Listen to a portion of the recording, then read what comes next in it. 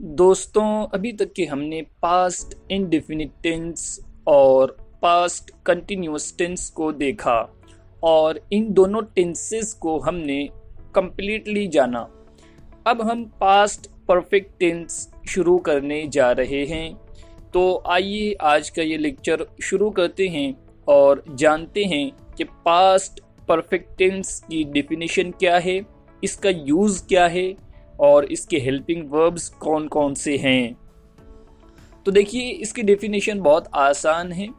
जब कोई काम माजी में मुकम्मल हो गया हो, कोई काम माजी में पास्ट में मुकम्मल हो गया हो, उस काम पर जोर देने के लिए, उस काम पर ताकीद पैदा करने के लिए हम पास्ट परफेक्ट टेंस का इस्तेमाल करते हैं।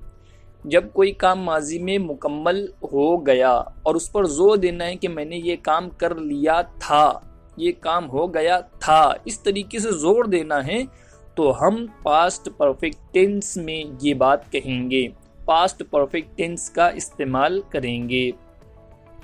अब आइए देखते हैं कि पास्ट परफेक्ट टेंस का हेल्पिंग वर्ब क्या है। पास्ट परफेक्ट टेंस का हेल्पिंग वर्ब है हैड। क्या है? हैड। सिर्फ यही एक हेल्पिंग वर्ब है और ये तमाम सब्जेक्ट के साथ इस्तेमाल होगा, चाहे सब्जेक्ट आई हो, चाहे सिंगुलर हो, चाहे प्लूरल हो, हेल्पिंग वर्ब हमेशा हैड ही इस्तेमाल होगा। यहाँ पर एक आसानी पैदा हो गई कि हमें सोचना नहीं पड़ेगा कि सिंगुलर के साथ कौन सा हेल्पिंग वर्ब इस्तेमाल करें और प्लूरल के साथ कौन सा। हेल्पिंग वर्ब सिर्फ एक है, हम तमाम सब्जेक्ट के साथ इसी हेल्पिंग वर्ब का इस्तेमाल करेंगे। और इस टेंस में, पास्ट परफेक्ट टेंस में, कुछ कंजक्शंस हैं जिनका इस्तेमाल किया जाता है, जैसे व्हेन। व्हेन का मतलब होता है जब। इससे पहले हमने व्हेन का इस्तेमाल किया था। व्हेन है, बिफोर है, बिफोर का मतलब होता है से पहले या के पहले। व्हेन और बिफोर के बाद अक्सर तौर पर एक सेंटेंस इस्तेमाल होगा, उस सेंटेंस का नाम है past indefinite tense. Past indefinite tense हमने इससे पहले स्टडी की है। तो व्हेन और बिफोर के बाद हम पास्ट इंडेफिनिट टेंस का इस्तेमाल करेंगे। अभी आप सिर्फ बहुत गौर से बातों को समझने की कोशिश कीजिए और याद रखने की कोशिश कीजिए। इन तमाम चीज़ों को मैं अभी एग्जाम्पल के ज़रिए एकदम अच्छी तरीके से वाज़े करके समझाऊंगा। अभी आप सिर्फ इतना याद रखिए कि व्हेन के बाद और बिफोर के बाद पास्ट इंडेफिनिट टेंस का इस्तेमाल होगा। फिर उसके बाद अगला कंजंक्शन है अंटिल। अंटिल का मतलब होता है जब तक। अंटिल का मतलब होता है जब तक। तो अभी इन तमाम चीज़ों को हम एग्जाम्पल के ज़रिए समझेंगे।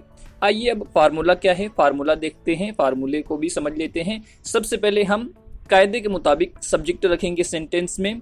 सेंटेंस में सबसे पहले सब्जेक्ट आएगा, सब्जेक्ट के बाद हेल्पिंग वर्ब हैड का इस्तेमाल होगा और फिर उसके बाद हम मेन वर्ब की थर्ड फॉर्म का इस्तेमाल करेंगे। सब्जेक्ट, सब्जेक्ट के बाद हेल्पिंग वर्ब हैड और उसके बाद मेन वर्ब की थर्ड फॉर्म का इस्तेमाल करेंगे। फिर उसके बाद ऑब्जेक्ट का इस्तेमाल होगा।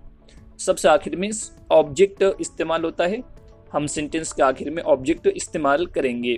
अब आइए एग्जाम्पल के जरिए इन तमाम बातों को जो अभी तक के बताई गई हैं, इन्हें समझने की कोशिश करते हैं। सबसे पहली एग्जाम्पल है When I arrived at the airport, they had left. When I arrived at the airport, they had left. अब देखिए, इसे समझने की कोशिश कीजिए। When मतलब जब। I arrived मैं पहुंचा, at the airport एयरपोर्ट पे। जब मैं एयरपोर्ट पर पहुंचा, they had left वो निकल चुके थे, वो जा चुके थे। अब देखिए, इस सेंटेंस में मैंने बताया था आपको कि when के बाद जो सेंटेंस होगा वो पास्ट इंडेफिनिट टेंस में होगा। तो देखिए, when के बाद एक सेंटेंस आया, I arrived at the airport। ये पूरा सेंटेंस पास्ट इंडेफिनिट टेंस का है। देखिए, सब्जेक्ट के बाद मेन वर्ब की सेकंड फॉर्म का इस्तेमाल हुआ। अराइव ये first form, arrived second form. तो मेन वर्ब की second form past indefinite tense में इस्तेमाल होती है। When I arrived at the airport, जब मैं एयरपोर्ट पे पहुंचा, they had left, वो जा चुके थे, वो निकल चुके थे। लेफ्ट ये थर्ड फॉर्म है लीव की। लीव का मतलब होता है निकलना, जाना। दे हैड लेफ्ट, वो जा चुके थे। तो ये सेंटेंस, ये एग्जाम्पल आपको समझ में आई। पास्ट परफेक्ट टेंस अक्सर पास्ट इंडेफिनिट टेंस के साथ इस्तेमाल होता है। और किस तरीके से इस्तेमाल होता है, ये एग्जाम्पल की मदद से आप अच्छी तरीके से समझ सकते हैं। पहले हमने पास्ट इंडेफिनिट टेंस को रखा, फिर पास्ट परफेक्ट टेंस का इस्तेमाल किया। अब देखिए पास्ट परफेक्ट टेंस को हम स्ट्रक्चर के हवाले से देख लेते हैं, फार्मूला सही है कि नहीं। देखिए past perfect tense, they had left, ये पास्ट परफेक्ट टेंस है। सबसे पहले हमने सब्जेक्ट रखा दे ये सब्जेक्ट है। फिर उसके बाद हेल्पिंग वर्ब मैंने बताया कि हैड का इस्तेमाल होगा, तो हमने हैड का इस्तेमाल कर लिया। फिर उसके बाद मेन वर्ब की थर्ड फॉर्म का इस्तेमाल करना होता है, तो मैंने लेफ्ट ये थर्ड फॉर्म का इस्तेमाल कर लिया। When I arrived at the airport, जब मैं एयरपोर्ट पे पहुंचा, पास्ट इंडेफिनिट टेंस में बात हो गई। They had left, वो निकल चुके थे, वो जा चुके थे। अगली एग्जाम्पल है I had studied the English grammar book. I had studied the English grammar book before I started this lesson. देखिए इस सेंटेंस में I had studied, मैंने मुताला कर लिया था। The English grammar book, English grammar की किताब का मैंने मुताला कर लिया था।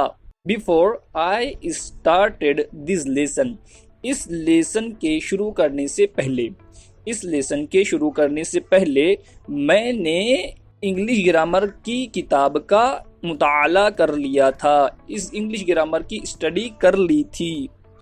देखिए इस सेंटेंस में मैंने बिफोर के बाद वाला जो सेंटेंस है उसे पास्ट इंडेफिनिट टेंस में इस्तेमाल किया।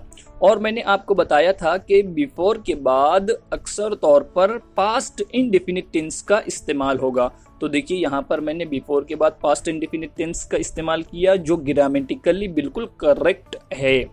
और अब आइए हम फार्मूले के लिहाज से इस सेंटेंस को समझने की कोशिश करते हैं। देखिए सबसे पहले यहाँ पर हमारा जो सब्जेक्ट है वो है आई। फिर उसके बाद हेल्पिंग वर्ब मैंने बताया कि हैड का इस्तेमाल होता है, तो मैंने यहाँ पर हैड का इस्तेमाल किया। फिर मेन वर्ब की थर्ड फॉर्म का इस्तेमाल होगा, तो स्टडीड ये मेन वर्ब की थर्ड फॉर्म है। फर्स्ट फॉर्म क्या है, स्टडी। स्टडी की थर्ड फॉर्म बनती है स्टडीड, तो यहाँ पर मैंने थर्ड फॉर्म का इस्तेमाल कर लिया। फिर उसके बाद मैंने बताया कि ऑब्जेक्ट का इस्तेमाल होगा, तो द इंग्लिश ग्रामर बुक ये पूरा ऑब्जेक्ट है। भाई मैंने स्टडी किसकी की, मुताला किसका किया, तो द इंग्लिश ग्रामर बुक का मुताला किया, तो ये ऑब्जेक्ट बन गया। Before I started this lesson, इस लेसन के शुरू करने से पहले। देखिए इसका लफ्जी तर्जुमा क्या होगा, आई स्टार्टेड दिस लेसन, मैंने ये लेसन शुरू किया। बिफोर उससे पहले, यानी कि इस लेसन के शुरू करने से पहले। इसका तर्जुमा इस तरीके से करेंगे। अगली एग्जांपल है she had done her homework until last night. She had done her homework, उसने अपना होमवर्क कर लिया था, उसने अपना होमवर्क कर लिया था। अंटिल लास्ट नाइट, कल रात तक, उसने कल रात तक अपना होमवर्क कर लिया था। इसका मतलब ये हुआ। अब आइए इसे फॉर्मूले के लिहाज से भी देख लेते हैं। सबसे पहले हमने सब्जेक्ट रखा शी के साथ हमने हेल्पिंग वर्ब हैड का इस्तेमाल किया, और मैंने बताया कि सब्जेक्ट चाहे जो हो हम हेल्पिंग वर्ब हैड का ही इस्तेमाल करेंगे। फिर उसके बाद मेन वर्ब की थर्ड फॉर्म का इस्तेमाल होता है, तो हमने डन का इस्तेमाल किया। डन थर्ड फॉर्म है डू की, do, did, done. Do first form, did second form और डन थर्ड फॉर्म है। तो डू का मतलब होता है करना और डन का मतलब होता है किया हुआ, कर चुका। She had done her homework, उसने अपना होमवर्क कर लिया था। शी हैड डन, उसने कर लिया था, हर होमवर्क, अपना होमवर्क। अंटिल लास्ट नाइट, कल रात तक, उसने कल रात तक अपना होमवर्क कर लिया था। तो देखा यहाँ तक कि हमने समझा कि किस तरीके से पास्ट परफेक्ट टेंस और पास्ट इंडेफिनिट टेंस को एक साथ इस्तेमाल किया जाता है। अब हम आगे कुछ और चीज़ें देखते हैं, बहुत आसान सी चीज़ें हैं।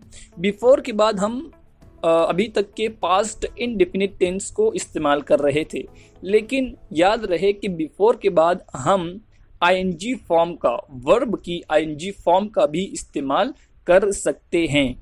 इसे हम दो मिसालों के ज़रिए समझने की कोशिश करते हैं, फिर लेसन ख़त्म हो जाएगा। पहली एग्जाम्पल है, I had talked to her before coming here. मैंने उससे बात की थी। I had talked to her, मैंने उससे बात की थी। बिफोर कमिंग हेयर, यहाँ आने से पहले, यहाँ आने से पहले।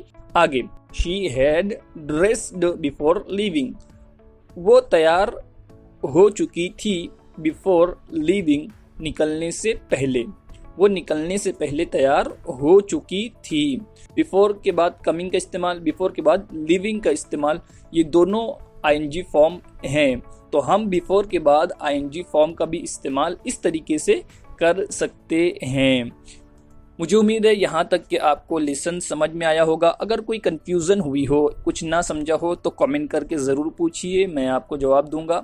और जो होमवर्क स्क्रीन पर आए हैं, बड़े ध्यान से और एक एक चीज़ को समझकर करने की कोशिश कीजिए और कमेंट ज़रूर कीजिए।